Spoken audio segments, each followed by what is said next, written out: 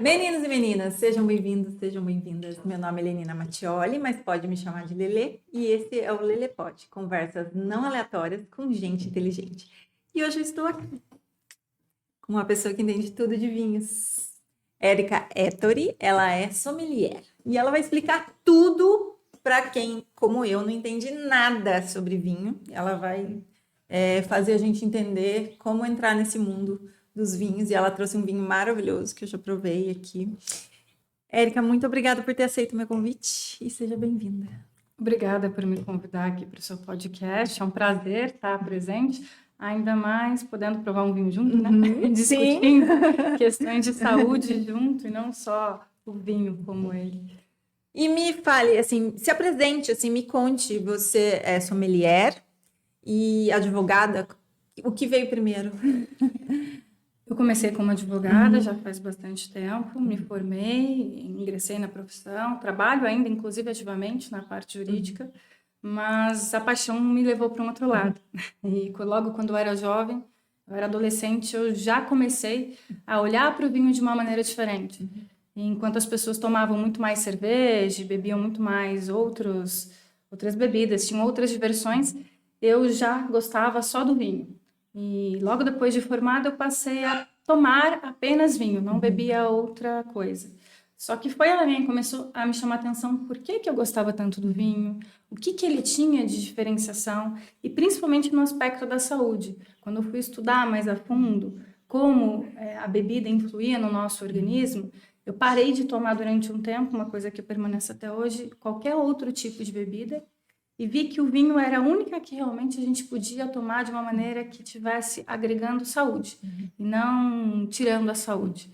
E aí disso foi além, eu comecei a me aprofundar nos estudos, tanto de especializações sobre vinhos, sobre regiões, cursos de sommelierismo em níveis nacional, internacionais, certificações internacionais, junto depois com o meu marido, que também é advogado e sommelier. E aí a gente acabou unindo isso e transformou o que era só uma paixão, com o passar do tempo, gradualmente também numa profissão. E qual a diferença entre sommelier, né? Sommelier, que é o feminino de sommelier, eu aprendi isso hoje, e enólogo, enóloga? Isso é uma confusão que a maioria das pessoas faz bastante. Eles costumam me chamar de enólogo, enóloga e até mesmo os amigos. O enólogo ou a enóloga é o pai do vinho, é aquela pessoa que produziu, responsável pelo seu processo de elaboração, o seu processo químico. Tanto que existe um curso voltado somente de enologia, em que o que você vai estudar mais aprofundadamente é a química do vinho e ao lado também da viticultura. Então, ele é o responsável pelo processo de elaboração. O sommelier, não.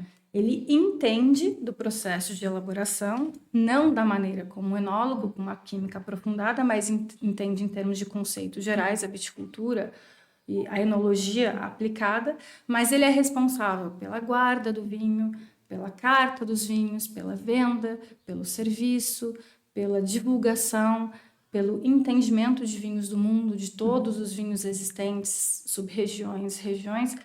Digamos assim, enquanto um é o responsável por fazer a lei, o outro é responsável por julgá-la e divulgá-la. É mais ou menos assim. Mas a origem mesmo do sommelier veio naqueles tempos em que haviam os reis, e os reis precisavam que alguém provasse o vinho para que eles não morressem envenenados. E essa era a grande figura do sommelier. Ele era responsável por carregar, guardar o vinho e mais, prová-lo para ver se estava não envenenado. Depois isso acabou ganhando novos contornos e o sommelier prova não para ver se o vinho está envenenado, mas para ver se ele atende, se ele está correto, se ele não tem nenhum defeito, se ele atende a todos os critérios mínimos para colocar o vinho na taça da pessoa que você está servindo. E uma dúvida disso que você falou. Por exemplo, então eu vou ter um sommelier que vai provar o vinho lá na indústria do vinho e eu vou ter um outro sommelier que vai provar esse vinho ali no consumidor final, é isso? Isso, exatamente. Só que a maioria das pessoas, principalmente no Brasil, não entende essa questão da prova do vinho pelo sommelier, a não ser em restaurantes conceituados, de estrela Michelin e assim por diante. A maioria olha o sommelier porque, em regra, a gente é obrigado a provar o vinho. Uhum. Eu não vou servir um vinho estragado para você. Imagina se eu estou num evento, eu estou num casamento, eu estou num jantar e, de repente, todas as taças estão com vinho estragado e eu tenho que... Ou eu estou acabando com o evento, ou tenho que promover esse recolhimento. Então, o correto é, de fato, provar antes. Mas o brasileiro vira, olha e fala, o que você está tomando meu vinho? Ah, não, eu estou te livrando de um vinho ruim, né? Então falta ainda um pouco de propagação dessa informação, das pessoas conseguirem entender que a prova que o sommelier está fazendo não está tomando o seu vinho. São 15 ml no máximo que ele está tirando para ver se realmente aquele vinho está em condições adequadas de proporcionar o melhor prazer, que era o que você esperaria daquela taça. E o que é um vinho em condições adequadas? Assim, quais são as características que você vai ver, né? Lógico que o seu paladar é muito apurado, você estuda isso, mas assim, em termos gerais, para um leigo que chega num restaurante, pede um vinho, não tem grande conhecimento, o que a gente tem que observar? A questão de condições adequadas já é um critério muito técnico. É um pouco difícil de um leigo conseguir compreender de uma maneira efetiva. Mas, a grosso modo, a gente fala condições adequadas, principalmente no nariz. Os aromas têm que ter fruta no aroma. Geralmente é isso. Quando a fruta some, a não ser que tenham aromas que a gente chama de terciários, que são ainda aromas relacionados a oleaginosas e assim por diante, quando a fruta some, pode ter ocorrido alguma coisa, como, por exemplo, uma oxidação do vinho. O aroma também não pode apresentar níveis muito altos, desagradáveis. Tudo que é em um nível mediano pode ser que não seja um defeito, tá? Pode ser até qualidade. Mas um aroma muito forte, por exemplo, de pelo de cavalo extremado, um aroma muito forte de acetona, alguns elementos químicos que não sejam específicos daquele tipo de uva, porque isso pode ter sim, indicam que ele não está numa condição adequada de consumo. E na boca a gente acaba confirmando isso. Então a gente sente em nariz, a maior parte dos defeitos a gente vai, de fato, observar no nariz e vai confirmar na boca. Se você já conhece aquela uva, você conhece aquele estilo, conhece aquele vinho, você como leigo consegue observar facilmente. Ah, olha, geralmente ele tem concentração de fruta que a fruta sumiu. Não, ele está com esse aroma aqui que remete à acetona, está desagradável. Então, você já consegue ver que o vinho não está adequado. Por isso do cheiro antes do gole, né? Exatamente. São duas questões do aroma. A gente não fala cheiro, até a gente fala o aroma. Geralmente a gente observa primeiro para ver se ele está correto. Depois a gente faz o giro da taça, não sei se você já viu. Já vi. E esse giro da taça são em movimentos leves, circulares, que é para quê? Para que as partículas aromáticas do vinho se desprendam. Então, você consiga sentir de uma maneira muito mais fácil os aromas que aquele vinho contém. Aí, depois do giro, é que a gente leva no nariz para tentar captar todos os aromas, sejam de frutas, flores, especiarias e assim por diante. O que você sentiu nesse vinho? Deixa eu ver, olha, ao vivo. Ai, eu sou muito leiga. Geralmente a gente fala assim, busca o que tem na sua cozinha. Um aroma que tenha na sua geladeira, no seu cesto de frutas, nos seus temperos, alguma coisa que traga uma memória olfativa.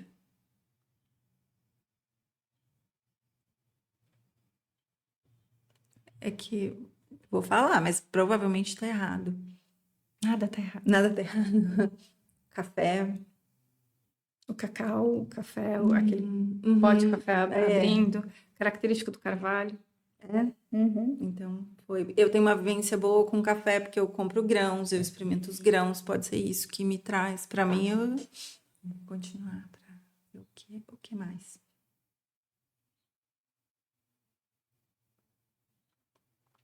Ai, gente, tá saindo umas coisas na minha cabeça, mas eu não sei se é isso. Jabuticaba? Jabuticaba, eu pego muita jabuticaba nesse vinho. O meu descritivo, inclusive, tem jabuticaba. Então, tô acertando, tá vendo aqui, ó? Frutas negras, frutas vermelhas. Uma coisa... Uma ameixa, uma amora também. Muito legal, porque assim, eu nunca fiz isso. Eu vejo pessoas fazendo, eu sei que pessoas fazem isso com profundidade, pessoas que fazem isso porque é uma proforma ali, mas eu nunca tinha feito dessa forma, realmente tentando entender o que tá ali, né? É muito interessante, é muito legal, tem muito cheiro diferente, né? É uma experiência. Aham. É uma experiência muito gostosa. Inclusive, está acompanhada de um prato de comida. Porque daí você começa a observar os aromas do vinho e os aromas do prato. Compondo com o prato, né? Uhum. E não, assim, e o que combina com o quê e o que nunca combina? Existe esse negócio de nunca combina? Isso de nunca combina é muito É relativo. muito. É muito forte. É. Existem algumas regras que a gente toma por base, Uhum. mas não que elas sejam inquebráveis. Algumas das regras de não combinação. Geralmente, peixe não combina com vinho tinto, porque ele é rico em iodo e tem também um que a gente chama, uma questão que a gente chama de umami, que acaba afetando muito o vinho tinto. Mas isso não é uma regra absoluta. Se você for em Portugal, e principalmente na região próxima à costa, Alentejo, que beira, Lisboa, a maioria das pessoas toma um vinho tinto com peixe. É muito mais comum. Então, o aspecto cultural muitas vezes sobrepõe as regras máximas de combinação. Alcachofra. Alcachofra, aspargo, também são elementos muito difíceis de combinar com vinho tinto. Ovo. Ovo principalmente por conta da gema. A gema do ovo também é muito rica em umami. Umami é um quinto gosto que a gente tem. Uhum. Igual a gente tem Doce, salgado. doce, gosto de salgado, e o umami é muito fácil de sentir quando você coloca um tomate alguns segundos no micro-ondas, ou um cogumelo. Aquele sabor é o que remete ao umami. Ele também não combina muito com vinho tinto. Então, quando a gente tem pratos que são ricos em umami, ou tem alcachofra, ou tem aspargo, ou tem peixe, é mais fácil combiná-los com vinhos brancos do que tinto, mas não impede que eles sejam combinados com os vinhos tintos. Agora, os brancos, eles só vão combinar geralmente se eles não são pesados e não têm passagem por carvalho, que agregue corpo, com pratos mais leves, porque são vinhos geralmente mais leves. Aí a gente vai mais para pratos à base de salada, à base de cereais, à base de legumes, carnes brancas, carnes vermelhas até cabem bem, mas com um nível de gordura um pouco mais baixo. Pratos muito gordurosos, queijos muito gordurosos, pratos que vão com muita manteiga, muito óleo, muita gordura de carne, dificilmente vão combinar com vinhos que não têm uma acidez alta. E aí, nesse caso, você tem que buscar vinhos que tenham essa acidez mais alta, seja em razão da uva, as uvas brancas geralmente podem ter um potencial de acidez mais alto, seja em razão da região. Regiões mais frias, como a França, como a Borgonha, como a Áustria, como a Alemanha, enfim, países ou regiões aqui no Brasil, Rio Grande do Sul, que têm regiões mais frias, tem a tendência de ter vinhos com uma acidez maior. Por quê? Porque você precisa de uma temperatura diurna, que a maturação do sol faça a correta maturação da uva, o calor do sol faça a correta maturação da uva, e à noite você precisa que resfrie, para que ela entre em estado de dormência. Se você não tem esse frio, ela não entra em estado de dormência, a acidez geralmente não fica retida na uva. Mas isso são critérios gerais de harmonização. E isso é baseado, essa questão do quanto. Na verdade, o critério geral de harmonização é que uma coisa ela não pode se sobrepor à outra, dizendo de maneira simples, assim, vamos dizer. Você disse tudo. E a gente tem 3 regras. Uma delas é exatamente essa que você falou. Uma é, peso do prato tem que ser quase sempre igual ao peso do vinho. Ou o vinho tem um peso maior ou é igual ao do prato. Não se sobrepõe. A outra é em critério aromático.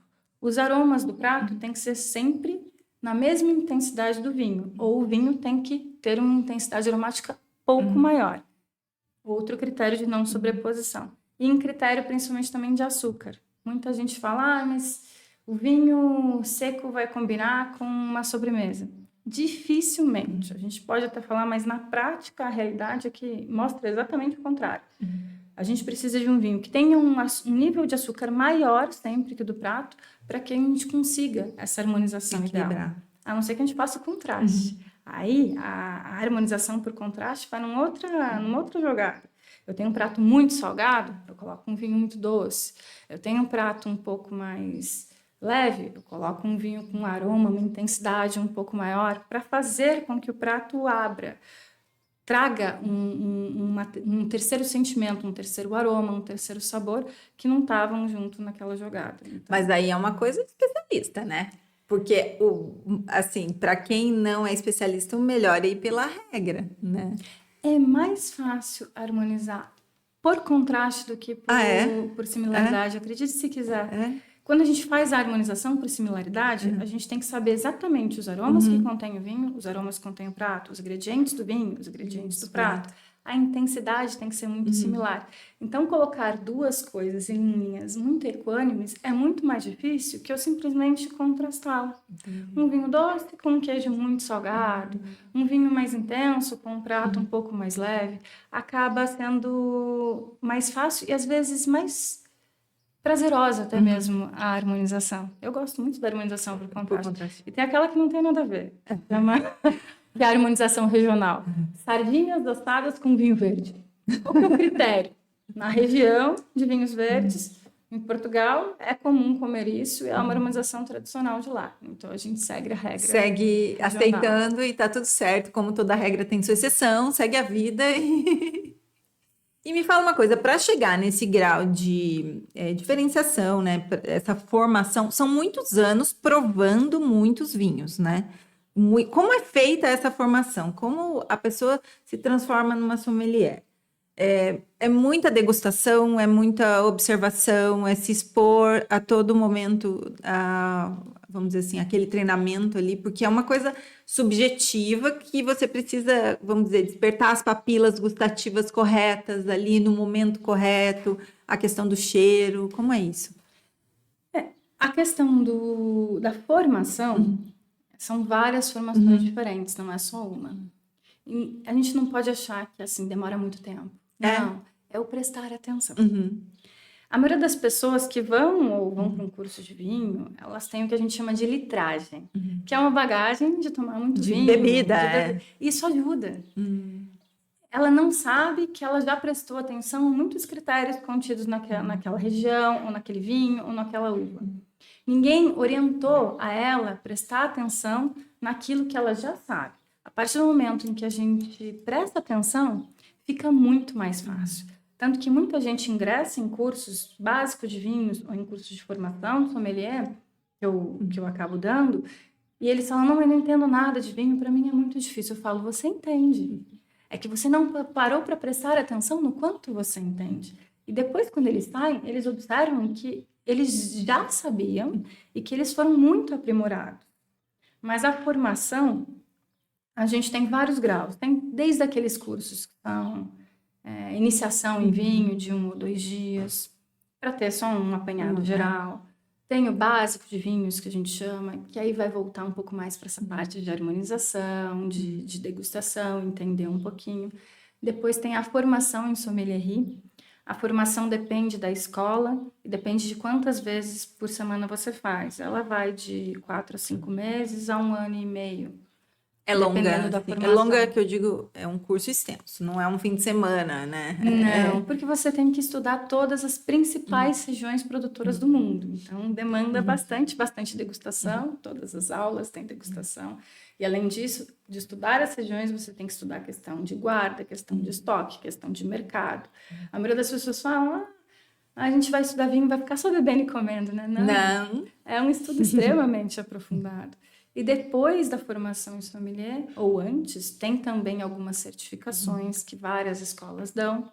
Certificações tanto em regiões específicas ou em países específicos, em critérios ainda de sommelierie em nível internacional ou em nível nacional. International Sommelier Guild é um exemplo, W7 é outro exemplo, WSG é outro exemplo. E depois disso, a gente tem ainda outros cursos voltados ou ao mercado do vinho ou do sommelier. Pode ser até Master of Wine, antes o Court of Master Sommeliers, e também os Educators, que aí é um dos níveis mais altos que tem, que é para quem trata com a educação do vinho no mundo, que aí é para difundir a informação e certificar especialistas. Então, não é que é só longo, é uma vida inteira e você nunca vai parar de Nunca estudar. vai parar de estudar. Como todas as coisas que valem a pena, eu penso, você nunca vai parar de estudar, porque sempre vai ter uma informação longa, uma informação nova que você quer agregar e tudo mais, né? É um universo sem fim, mas é muito prazeroso. E quais são para você as regiões, as melhores regiões do mundo, assim, na sua percepção de degustação, e qual é o tipo de vinho que você gosta? Perguntar isso pra gente é muito difícil. Porque você gosta de muito. Porque a gente gosta de muito. Talvez se você me perguntar qual eu mais gosto, eu vou te responder que é aquele que eu ainda não provei. Porque a gente gosta de novidades, a gente gosta de regiões diferentes, a gente gosta de sensações, uvas diferentes, a gente gosta de agregar conhecimento. Em relação a regiões, e aí eu não falo por um gosto pessoal, falo por mundialmente reconhecidas. As mais reconhecidas são as primeiras, o berço da humanidade, do vinho, né? Da humanidade no vinho. E aí se fala muito da França, região da Borgonha, região de Bordeaux, em estilo completamente diferente. Fala-se muito da Itália, regiões muito típicas de Toscana, Piemonte. Fala-se muito da Espanha, particularmente eu adoro Rioja, adoro a região de produção de cava também. Aí vai para Portugal. Portugal tem o Douro, tem o Dão, tem o Alentejo, como alguma das regiões mais renomadas. Tem um nível ainda de velho mundo. A gente vai para um estilo completamente diferente quando vai para a Alemanha. A Áustria, eu acho fora de série. Em várias regiões produtoras fantásticas. Essas são, assim, aqui a maioria das pessoas conhece. Itália, França, Espanha e Portugal em nível de velho mundo, mas tem uma infinidade. Novo Mundo, Estados Unidos. Estados Unidos tem uma produção fantástica. Desde Oregon, Washington, enfim. Cada região tem uma uva e um estilo específico, assim como funciona o resto do mundo.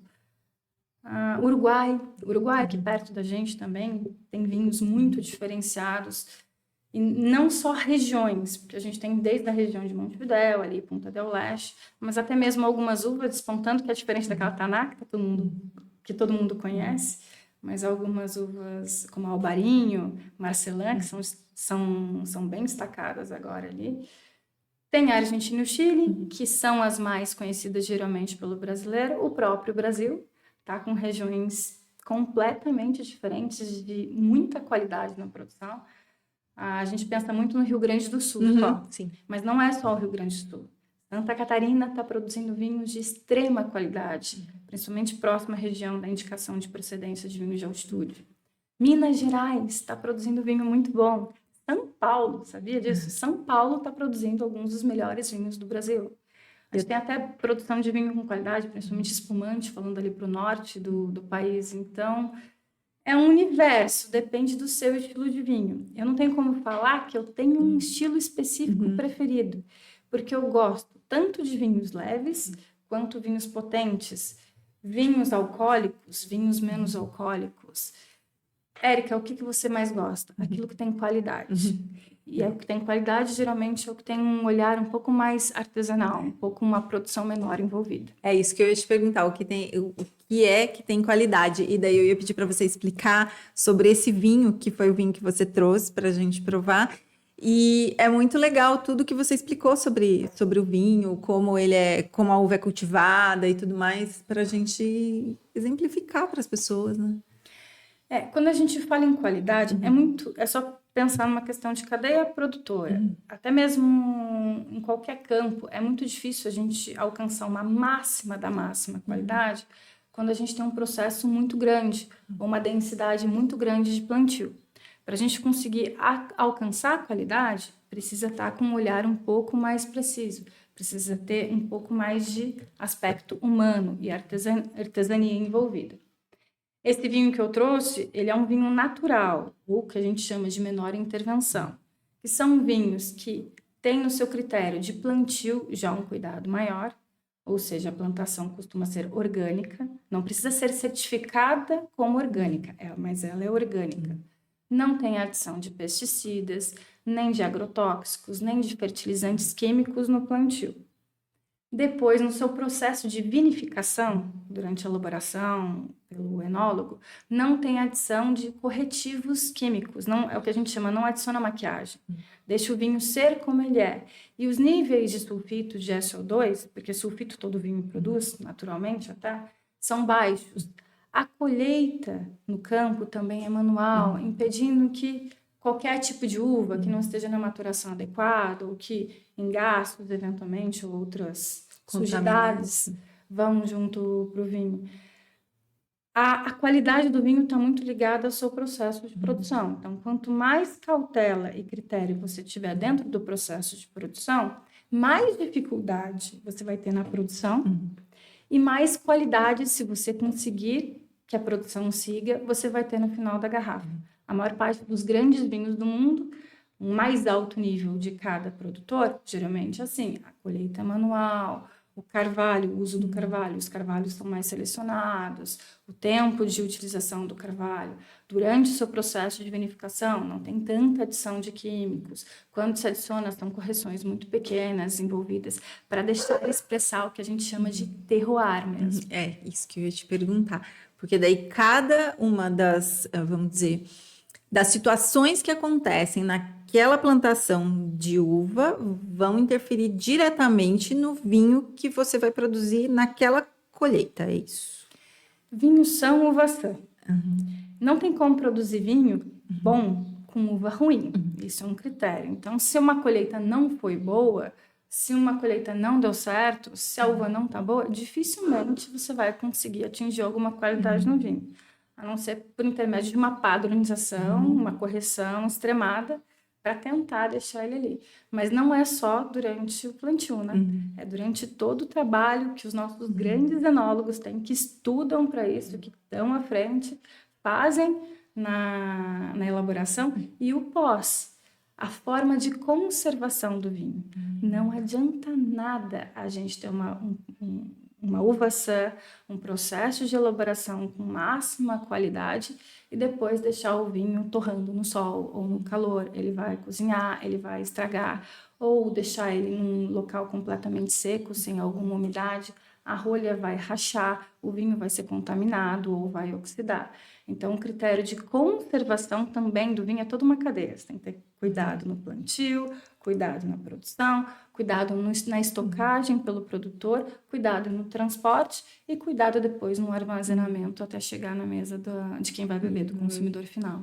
Então, a gente pode ter eu sei que isso não pode não ser em todos os casos, mas assim, os vinhos mais caros, eles tendem a ser melhores porque esses processos custam caro, certo? Exatamente. Isso é uma relação direta? Ou existe vinhos... É que caro é relativo, mas eu digo, quanto maior o preço do vinho, melhor o processo que ele passou. Ou não necessariamente? Deveria ser, mas não necessariamente. Alguns vinhos simplesmente são caros porque o produtor falou, meu vinho vale R$3.000, eu vou colocar R$3.000. E alguém ficou disposto a pagar e Alguém pagou que e pagou, segue a vida. como Entendi. ocorre com qualquer tipo de produto no mercado. Mas, necessariamente, um vinho, para ser caro e ter um consumo, ele precisaria ser bom. É muito mais fácil eu vender um vinho de R$100 do que eu vender um vinho de R$1.000, ou de 500, ou de 10.000. Para as pessoas comprarem esses vinhos mais caros, geralmente tem algum critério de diferenciação. Às vezes é marketing, mas na maior parte das vezes não só. De fato, todo o processo de produção e elaboração foi mais caro. Tudo que é manufaturado, tudo que envolve gente, envolve trabalho humano, acaba sendo mais caro porque leva mais tempo. Entendi. Mas assim, vamos dizer, existe ainda a outra questão. Embora dois produtos tenham a mesma manufatura ali, nos mesmos moldes, aquele que tem um marketing maior, ele pode cobrar ainda um pouco mais. Tem isso no vinho também, né? Tem muito isso no vinho. o mundo do vinho também ele é feito de vaidades. Uhum. É um mundo de vaidades. Ele lida não só com o produto em si, mas ele lida com embalagem, ele lida com ego. Não adianta a gente falar que o vinho é um produto de fácil acesso. No Brasil não é. Então ele acaba sendo muito elitizado. Muita gente da moda, inclusive, acabou integrando o mundo do vinho por conta disso. Então, quanto mais forte for o seu trabalho de marketing, mais nome você tiver, mais valor você vai agregar para o seu produto. Por isso que é importante as pessoas entenderem como funciona o mercado. Eu falo até, tem um colega meu, ele escreveu uma vez um texto, achei fantástico. Ele falou da questão da paixão no mundo do vinho, mas o vinho não envolve só paixão. Também é pagar boletos. Foi até o Vinícius Santiago, que é o sommelier de vinho, que escreveu isso. E as pessoas não prestam atenção nisso, que não adianta só elas se apaixonarem pelo vinho, elas estudarem, elas gostarem. Elas têm que saber trabalhar o vinho. E para isso elas precisam trabalhar o marketing. Em cursos de vinho a gente estuda mercado de vinho, estuda marketing, prospecção. Tudo isso é muito importante para você agregar valor para sua garrafa. Uma garrafa que custaria 50, você consegue vender facilmente a 400, 500 reais só pelo marketing desenvolvido. E Yellow Tail, já provou? Não. Yellow Tail é um vinho super acessível, dentro do critério de acessibilidade que tem, de vinhos australianos. Ele foi um dos maiores renomes de marketing que já existiu. Um dos maiores cases de sucesso de marketing foi esse Yellow Tail. Vendeu o mundo inteiro, quase desbancou a França até na época. Tamanho o marketing, a prospecção que eles tiveram de colocar um rótulo que atendesse ao consumidor mais jovial, uma acessibilidade maior, a pegada mais especiada e assim por diante. E era um bom vinho. É um bom vinho. Não é um vinho excepcional. Mas eu mesma coloquei muita gente no mundo do vinho, ou coloquei muita gente gostando de vinho por intermédio desse vinho. É um vinho que traz as pessoas para um olhar diferente daquilo que elas estão acostumadas a tomar. Tomam um vinho australiano e elas acabam gostando. E o rótulo mesmo, o marketing do rótulo é fantástico. As pessoas lembram, inclusive, do rótulo, falam, aquele vinho australiano. Então, é um bom vinho para se iniciar o consumidor ou o seu amigo. A maior parte das pessoas tem aquela máxima que acha, é mais fácil começar tomando vinho suave. É mais fácil você começar uma dieta comendo doce? Tem que trazer os sabores mais intensos ali, vai ser mais fácil você perceber. Minha cabeça de leigo. Um vinho seco, o sabor tá mais, vamos dizer, tá mais presente ali do que os aromas, os sabores ali estão mais presentes do que um vinho mais suave, né? Com isso. certeza. Não, no vinho suave você sente absolutamente nada. Porque tem Uhum. muito açúcar. E o vinho suave no Brasil, basicamente ele só existe no Brasil. A produção, na metodologia que fazem aqui, é proibida na Europa. A uva é proibida. Teve até uma colega minha que fez um curso comigo em Portugal, de vinhos, na Madeira, e ela até falou para mim que era proibido, eu não sabia por quê. Mas ela me falou exatamente que era porque afetava o sistema neurológico. Olha o tamanho da problemática. Então, só o Brasil que trabalha com esse tipo, que é a Witz americana, vinificada em vinho suave, que tem adição de açúcar, não é açúcar próprio da uva, com excesso de químicos e mais. A maior parte dos vinhos que as pessoas estão tomando, que estão achando, inclusive, que é vinho suave, nem vinho é. Tem tanta coisa, a última coisa que tem ali é uva, na maior parte das vezes. Então, é muito errado a gente tentar gostar do vinho, que seria o vinho fino, o vinho seco, por intermédio de algo que não se parece em nada com vinho. O ideal, de fato, é começar tomando vinhos secos e prestando atenção no que você está tomando. Se você acha muito forte, se você não gosta, de repente coloca ali uma carne junto, um petisco, um salgado, uma brusqueta. Começa a prestar atenção na composição que ele vai fazer com o vinho. Talvez isso te faça prestar mais atenção do vinho e assim gostar dos sabores e dos aromas que ele contém. É como, vamos dizer, trazendo para um outro mundo, você começar para apreciar um suco de laranja tomando um suco de caixinha. Tem tudo menos laranja. Exatamente a situação. Porque o vinho não é feito geralmente nem de Witz americana, que é uma espécie diferente de uva, inclusive. O vinho fino, na maior parte que a gente prova, que a gente toma nos restaurantes, é Vitis vinifera. É outra espécie, com aromas completamente diferentes, com qualidade distinta. Tem vinho de Vitis americana, está na moda agora, tá no mercado, um momento muito, muito em alta para vinhos artesanais e muito dessa pegada de vinhos de Vitis americanas. Mas eles são bem diferentes. É para um público que gosta de algo diferente, de algo que foge do convencional. Quem está acostumado com o convencional, gosta dos clássicos, dificilmente vai acabar gostando desse perfil de vinho. E o público do vinho é mais tradicional, né? Esse público que realmente sabe apreciar, né? Que tem toda essa informação e é um público mais tradicional, não?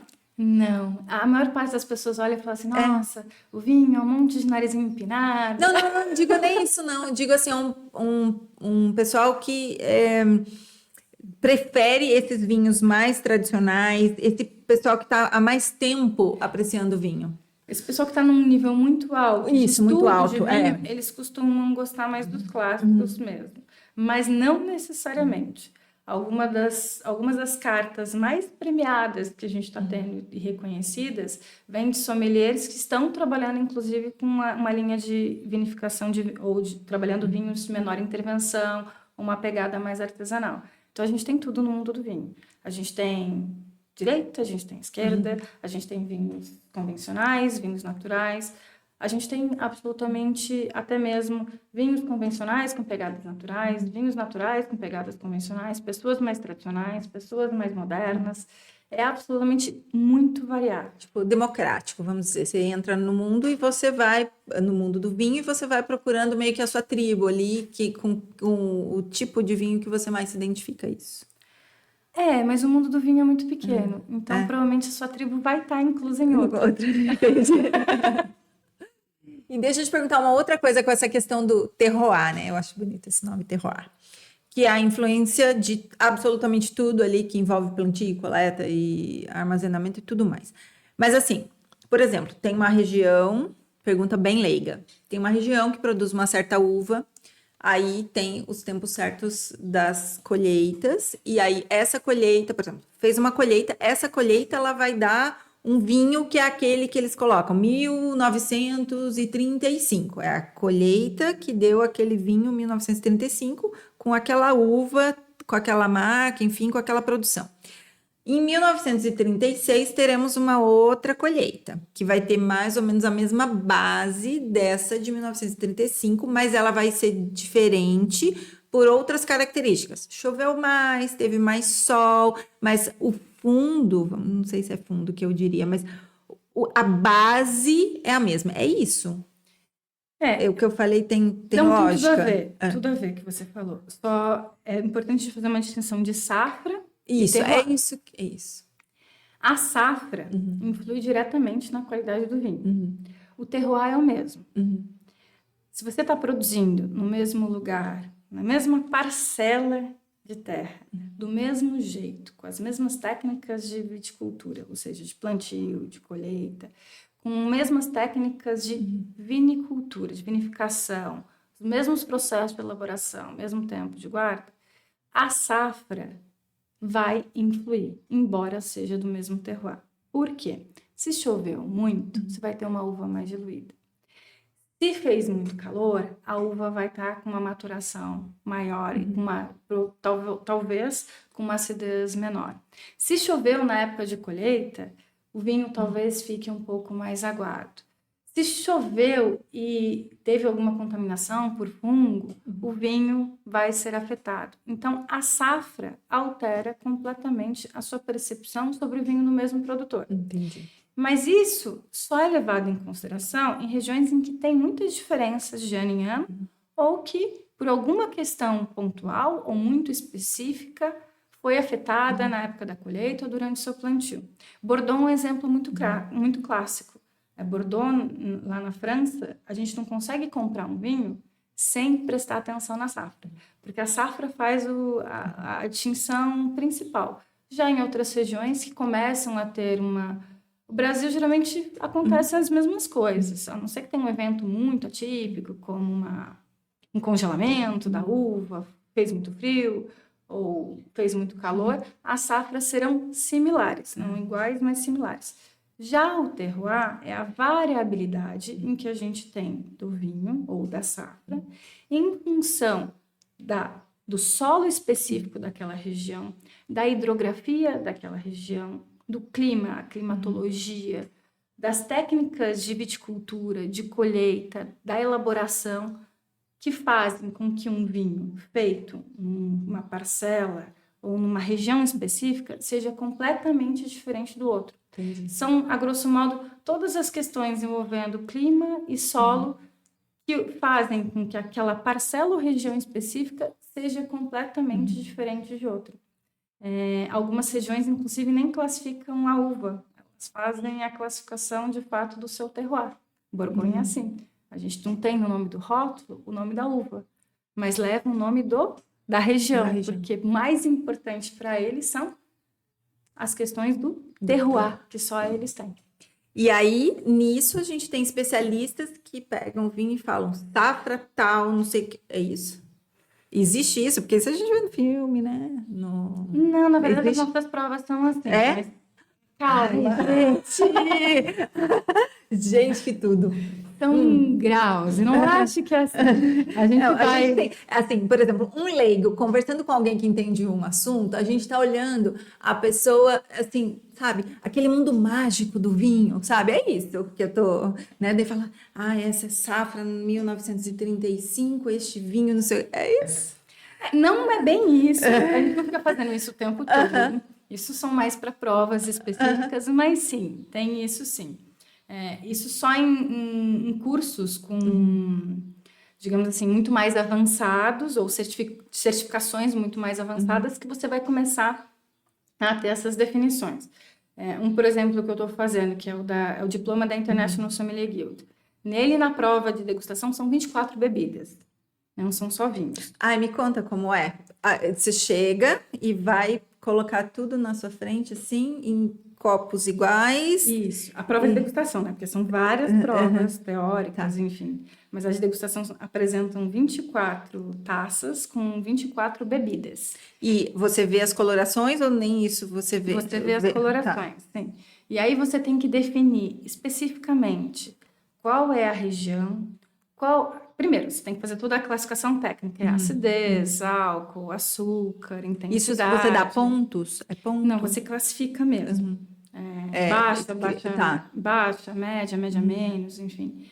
Complexidade, todos os aromas contidos, se está correto, não está correto, aspecto visual, limpidez, coloração. Isso são os primeiros critérios técnicos. Isso, até um determinado mediano de estudo, a gente faz.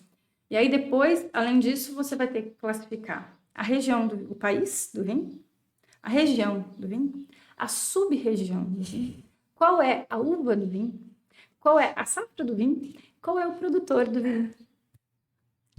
E você tem possibilidade de errar muito pequena.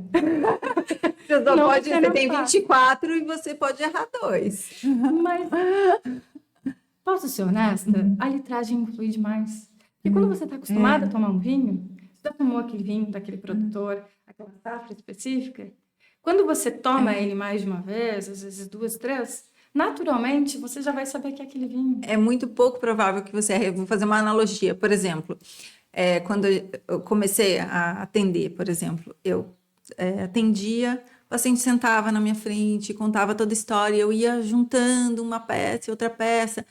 Hoje, depois de muitos anos, o paciente ele vai sentar da mesma maneira, mas a hora que ele senta, eu já falo, acho que é tal coisa. E geralmente a gente não erra por causa da experiência, né? É experiência. Um ou outro, óbvio que você vai ter que falar, não, esse aqui eu vou ter que avaliar de novo, porque não é exatamente o que eu pensei. Mas a maioria é assim, né? Porque aí é a vida mesmo, vamos dizer assim, a continuidade de você se expondo àquela experiência sempre... Você começa, aquilo é quase que instintivo, não é? O nosso já deixa de ser instintivo e passa a ser uma análise um pouco mais técnica, porque no instintivo, às vezes, a gente... Não, mas não instintivo dessa maneira que eu quis dizer. Instintivo que eu digo, a sua análise técnica ela é feita muito rápido. Sim. Assim, do tipo, tá tão no subconsciente, ali no inconsciente, você já fez aquilo tantas vezes, que você olhou aqui, você já já consegue avaliar. Viu o aroma é ótimo. Sentiu o aroma e já consegue. E assim vai, né? É igual o diagnóstico que vocês fazem, exatamente a mesma situação. Começa demorando mais a análise, geralmente começa demorando 15 minutos para fazer a análise de um vinho, depois 10, depois 5, depois em 1 minuto você já faz toda essa análise Já olha e fala. integral. Esse vinho aqui, tal. Isso assim. Passível de erro? Claro. Sim, sempre, né? Somos humanos, né?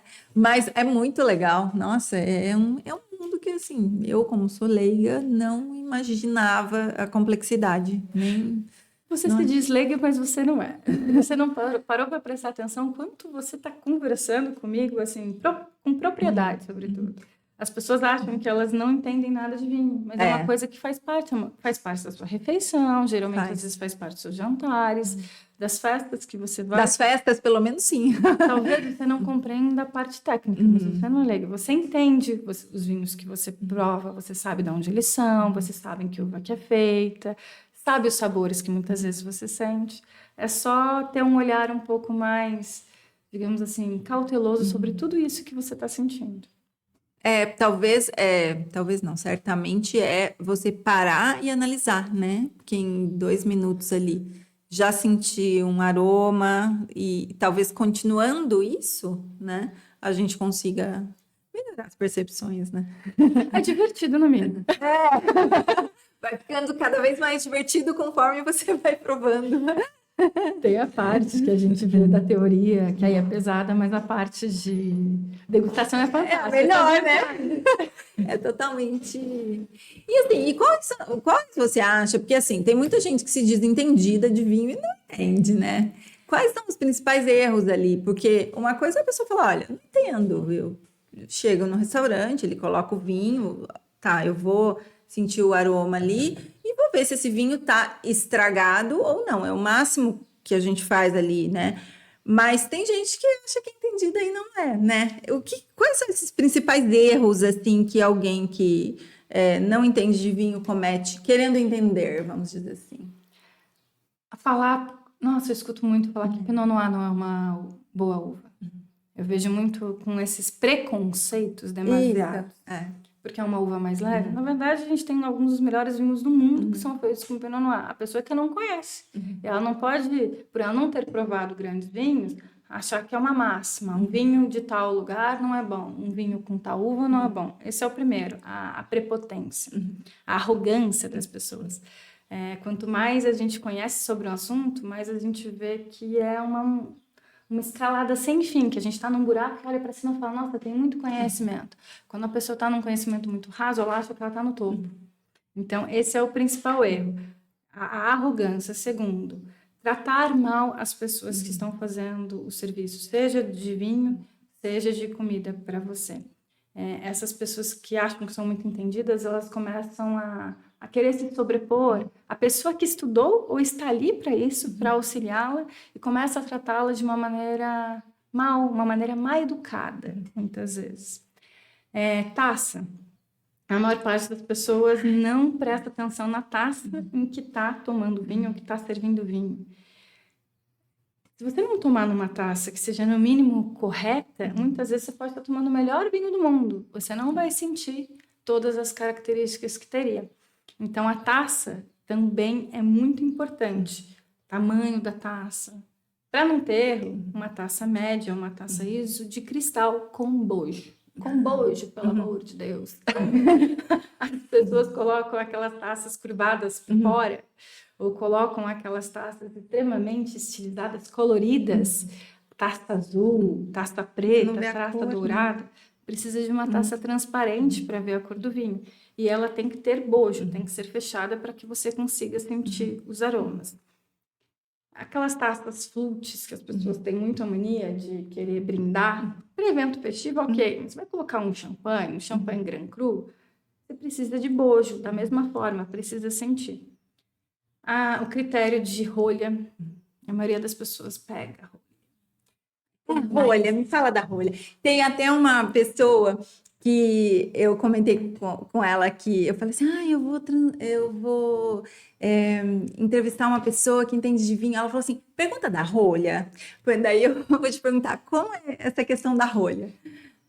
rolha, geralmente, as pessoas exatamente fazem isso. Elas pegam a rolha, guardam a rolha, elas sentem, põem no nariz, sentem aqueles aromas, o terroir, onde vem vinho, não é? As características, a intensidade. Eu sinto cheiro de rolha.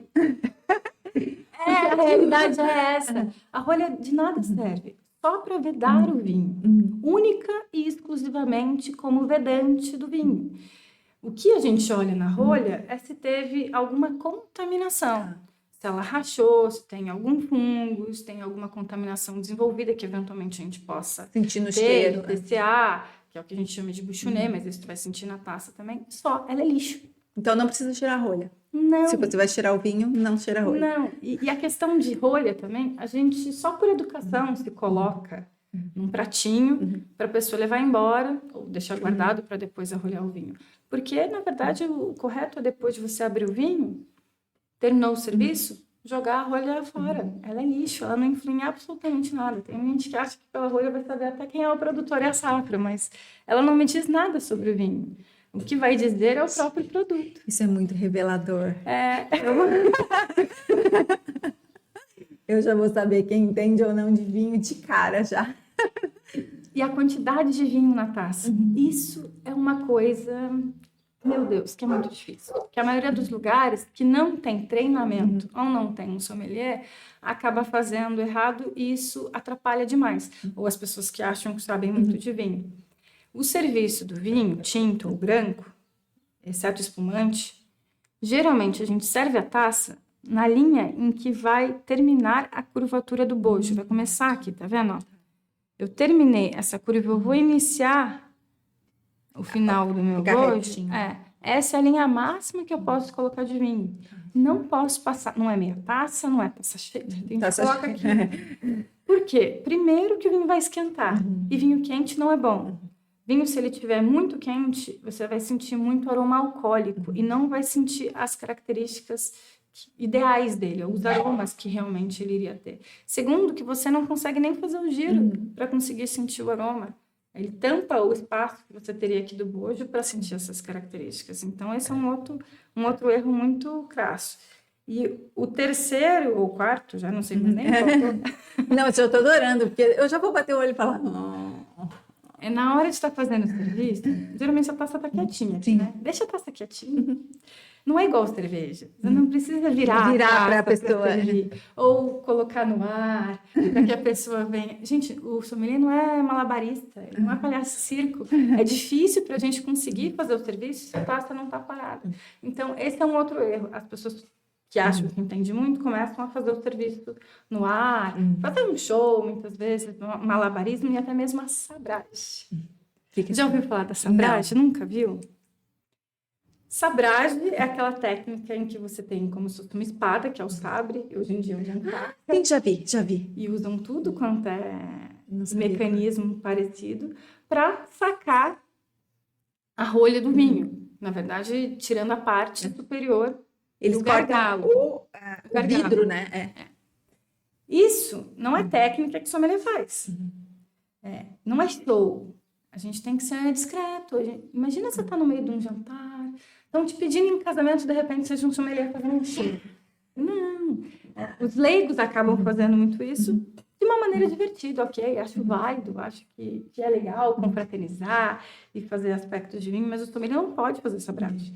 A gente só usa sabragem quando a rolha está presa. Isso às vezes acontece. Você não consegue tirar por alguma questão ou da rolha, por algum colante que colocaram eventualmente ali na rolha do vinho, e ela não consegue sair, aí você faz a sabragem, mas nunca um ambiente cheio de pessoas em que possa voar vidro, pode explodir, tem risco envolvido, né? E quem trabalha com vinho nunca vai querer expor as pessoas em risco.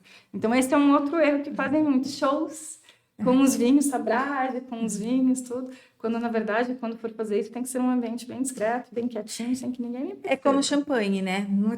Não.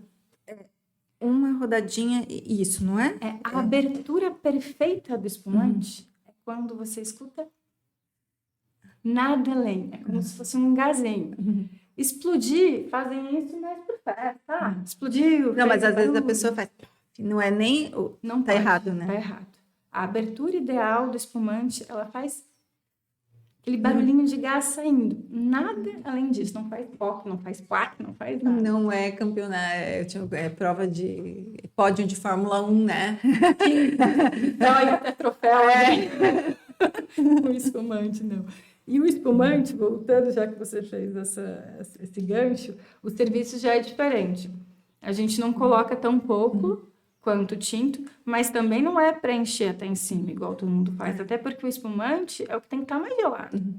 É a temperatura mais baixa, 6, 8 graus, 9 estourando. Se você colocar muito, o espumante vai esquentar, ele não vai estar agradável.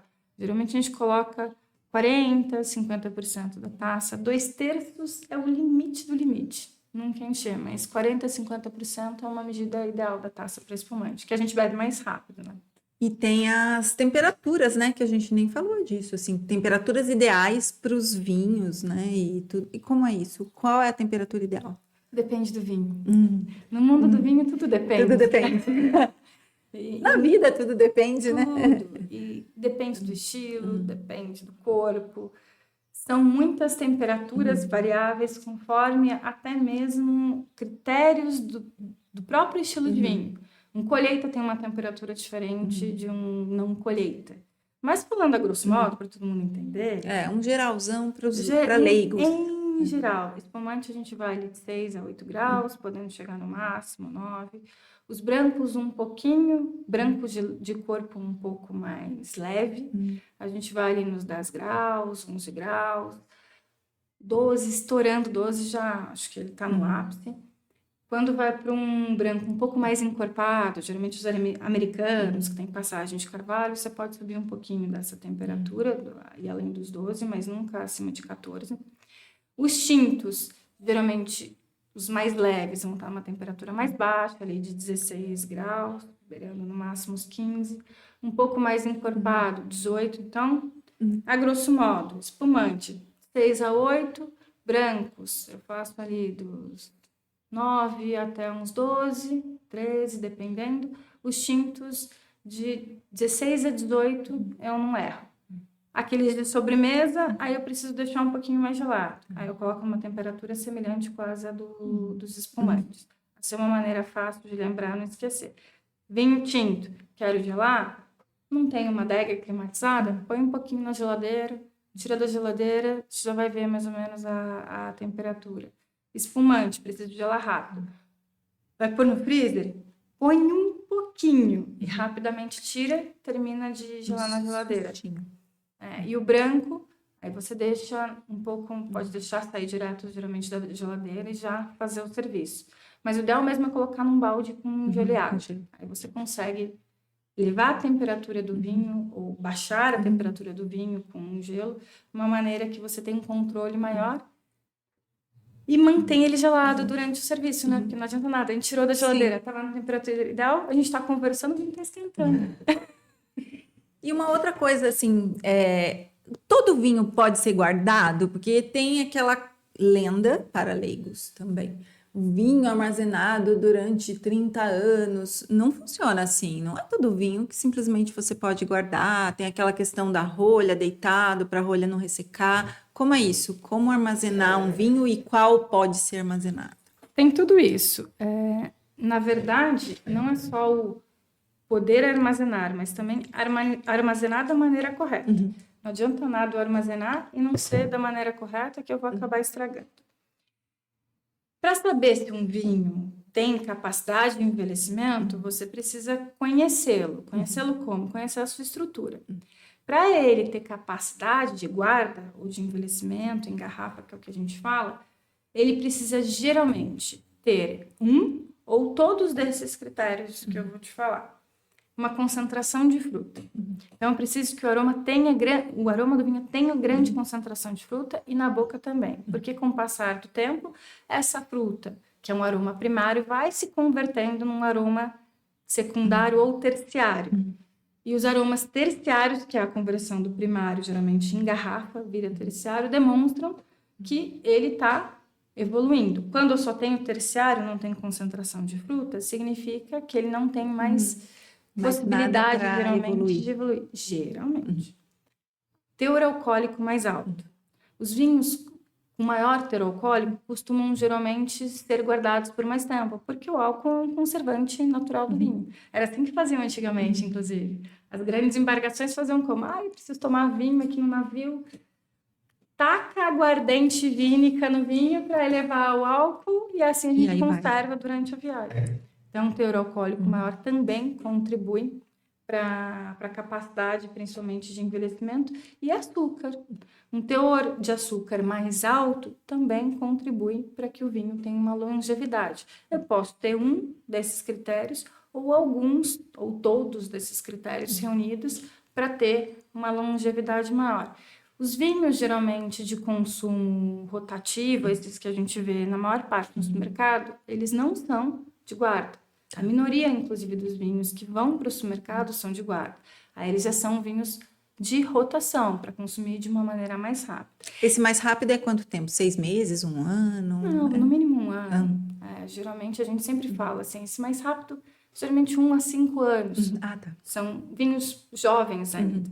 E as pessoas acham também que vinho branco não envelhece. Muito pelo contrário. Alguns dos vinhos mais antigos do mundo são brancos. Então, não tem esse critério de que só vinho tinto é feito para guarda, para envelhecimento. Os brancos também. Inclusive, a região da Madeira, de Portugal, produz vinhos com todos esses critérios que eu te falei no início. Tem concentração de fruta, alto teor alcoólico e alto teor de açúcar.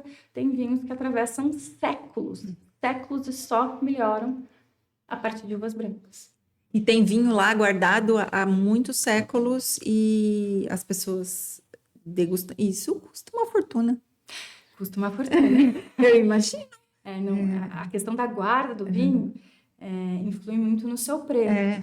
Por isso que os vinhos mais caros passam mais tempo em carvalho, passam mais tempo em garrafa, são mais caros, mas particularmente da Madeira, a gente está falando do vinho considerado das elites. Ele é conhecido como vinho das elites. São alguns dos vinhos mais caros do mundo, realmente. E deixa eu te perguntar uma outra coisa que eu tenho curiosidade. Essa decanter que chama aquilo, o que é aquilo? Para que serve aquilo? A gente tem duas principais funções do decanter. Uma é a aeração e a outra é separar sedimentos. Geralmente, os vinhos que ficam muito tempo em garrafa, ou passaram para o carvalho muito tempo antes, depois eles foram armazenados em garrafa, ficam muito tempo ali dentro da garrafa, ele não teve muito contato com oxigênio, na maior parte das vezes. E não só isso, mas outras questões também contribuem para que isso gere o que a gente chama de aromas muitas vezes redutivos ou fechados.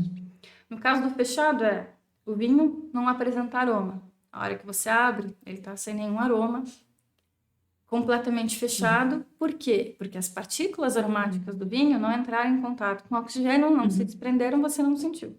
E outras vezes você abre e você acha até que está tomando um vinho estragado. Sente aroma de couve, de ovo, muitas vezes, de repolho. Isso são os aromas redutivos, que é pelo fato do vinho estar guardadinho dentro da garrafa e não ter tido contato com oxigênio. Então, a primeira função do decanter é o quê? A aeração, é abrir esses aromas. Eu passo o vinho para o decanter, porque o decanter é como se fosse uma taça gigante. Ele tem um bojo grande e deixo o vinho ali para que ele seja aerado. Todas as suas partículas aromáticas abram e a gente sinta os aromas. Os vinhos com muito tempo de guarda em garrafa geralmente necessitam dessa aeração. Por isso que barolo, todo barolo, basicamente todo, você precisa decantar. Alguns brunelos. São muitos anos de guarda antes de ser posto à prova. Então, pelo estilo do vinho, você já sabe se precisa dessa decantação para aeração ou não. E o outro é para separar sedimento. Isso a gente vê muito em vinho do Porto, principalmente o vintage e assim por diante. Vinhos muito antigos, com o passar do tempo, tanto os taninos do vinho vão se depositando, vão ocorrendo as borras. Já viu no fundo da garrafa que ficam uns depósitos, uma borra grossa mesmo? Se você verte isso na tua taça, na hora que tomar vai ser desagradável. Então, a outra função do decanter é essa. Eu passo o líquido da garrafa para o decanter, deixando que aquelas borras grossas permaneçam no fundo da garrafa. E aí eu consigo só tomar um líquido gostoso, sem nenhum sedimento pesado na boca. Essa são as duas principais. Eu tô adorando o papo, mas a gente tem que terminar. Eu tenho mais uma série de dúvidas aqui, mas olha, já abriu a minha mente para muitas coisas. Nossa, não tinha nem ideia que era um mundo tão amplo assim. E para a gente terminar, eu vou te fazer uma pergunta de $1 milhão. Suponha que você precisa presentear, você não entende nada de vinhos, e você precisa presentear alguém que gosta de vinhos. E daí você quer dar um vinho. Como escolher? Existe essa possibilidade? Existe. E eu acho que o conselho mais importante é seja original. Se você quer presentear uma pessoa que gosta ou entende de vinho, fuja das marcas muito conhecidas. Porque provavelmente a pessoa até enjoou daquele vinho, já se cansou. Vá para uvas não conhecidas. As pessoas que gostam de vinho, elas gostam de novidades. Então, elas querem sentir coisas diferentes. Vai para uma uva austríaca, uma uva grega, até mesmo uma uva diferente, cultivada aqui no Brasil, mais acessível, mas busque uvas diferentes ou então regiões diferentes. Vai dar de presente um vinho argentino? Vai dar de Mendoza? Ok, pode dar de Mendoza. Mas por que você não vai numa denominação de origem? Busca aí, DO na sua garrafa. Uma DO diferente, que você não tenha ouvido falar. Lujan de Cuyo, por exemplo, da região de Mendoza, tem grandes vinhos produzidos. A pessoa vai gostar provavelmente daquele vinho. Então, busque algum critério de classificação legislativa do vinho, como denominação de origem de regiões que você não conheça ou uvas que talvez você não tenha ouvido falar. Busque ajuda, não só do senhor Google, mas busque ajuda na loja, no sommelier. Geralmente, eles vão te orientar, mas a originalidade com certeza vai fazer com que a pessoa que conheça de vinho e receba o presente nunca mais vai esquecer daquela garrafa que ela ganhou. Muito legal, quero agradecer demais, muito obrigada pela sua disponibilidade, gente, obrigada pelo vinho, gente, maravilhoso esse vinho, eu não entendo de vinho, mas eu acho que eu consegui apreciar aqui, e foi muito bom, muito obrigada pela gentileza, disponibilidade e de ensinar tanto aqui pra gente. E é isso, quer deixar algum recado para os entendedores e para os não entendedores de vinho? Eu que agradeço, vou deixar o recado primeiro para você vir tomar mais vinho comigo. Muito obrigada. Para a gente fazer isso uma coisa gostosa mesmo. E um recado para todo mundo que quer aprender de vinho, acha que não entende, busque algum curso. Você tem curso? Você dá curso? Como que é isso? Eu sou professora titular do Senac de São José dos Campos. Não estou Taubaté agora, e eu dou todos os cursos de vinho que a instituição tem. E, além disso, meu marido também é professor de vinhos e tem os cursos de certificação internacionais. A pessoa tem que buscar na cidade. O melhor é provar ao vivo, tá? Existem cursos online, que são muito legais, é válido também. Mas eu acho muito mais interessante a integração ao vivo. Então, busque na sua cidade, seja o Senac, seja a ABS, seja a Celebrare, seja no Cultura, seja o Wine School, qualquer instituição de ensino válida, que com certeza você vai adorar conhecer. E fuja das pessoas que assinam o nome delas no certificado, como se elas fossem, digamos assim, os senhores do vinho do mundo. Porque o conhecimento, ele tem que ser ratificado, ele tem que ser partilhado, ele tem que ser estudado. Então, é isso que eu falo, busque instituições sérias de ensino e com certeza você vai gostar, seja um curso iniciante, básico, ou até mesmo um aprofundado de formação. Muito obrigada, eu espero que vocês tenham gostado e até a próxima. Até a próxima.